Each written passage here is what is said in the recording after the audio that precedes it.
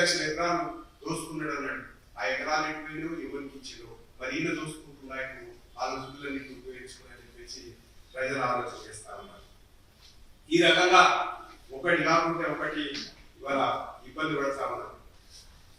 ఇంకా నిన్న మొన్న సమరాలు కూడా చేసుకున్నట్టుంది. రైతు రుణమాఫీ మొత్తం చేసినామని చెప్పేసి, అరే 41,000 కోట్ల రూపాయలు చెప్పి బడ్జెట్ లో ఇంత అవుతుందని చెప్పేసి 22,000 కోట్లు చేసేసి రుణమాఫీని మొత్తం కూడా శాంపుల్ ఇంప్లిమెంటేషన్ కార్డు తీసుకొచ్చాం. ఇలా రుణమాఫీ పేరు మీద కోఆపరేటివ్ సొసైటీలలో అనేకమైనటువంటి అవినీతి జరిగినాయి. రుణమాఫీ కావాల్సిన కాలేదు. ఆ దాంట్లో బ్రోకర్లు కొంతమంది రుణమాఫీని వాళ్ళు సొంత ప్రయోజనాలకు వాడుకొని ఇలా అవినీతికి పాల్పడ్డారు.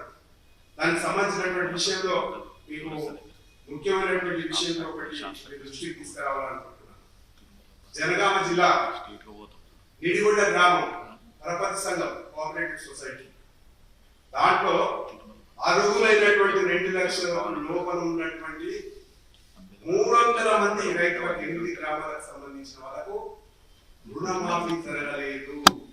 ఎందుకు జరగలేదని చెప్పేసి వివరాలకు వెళ్తే, ఒక్కొక్క ఆధార్ కార్డు 4 పెట్టేసి అవినీతి చేసినటువంటి అధికారుల మీద కలెక్టర్ ప్రభుత్వానికి ఆ గ్రామ ప్రజలందరూ పోయి అప్లికేషన్ ఇచ్చినా కానీ ఇప్పటి వరకు దానిపై ఎంక్వైరీ జరగలేదు.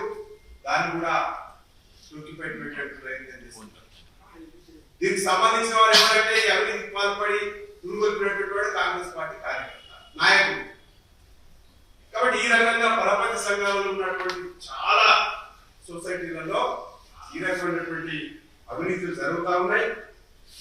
కొంతమందికి అప్పు చెల్లించిన వారికే చెల్లించలేదని చెప్పేసి రాయడం, అంటే ఏ రకంగా పడితే ఆ రకంగా ఇవాళ అవినీతి అనేది సర్వసాధారణం అయిపోయింది కాంగ్రెస్ పార్టీ ప్రభుత్వంలో.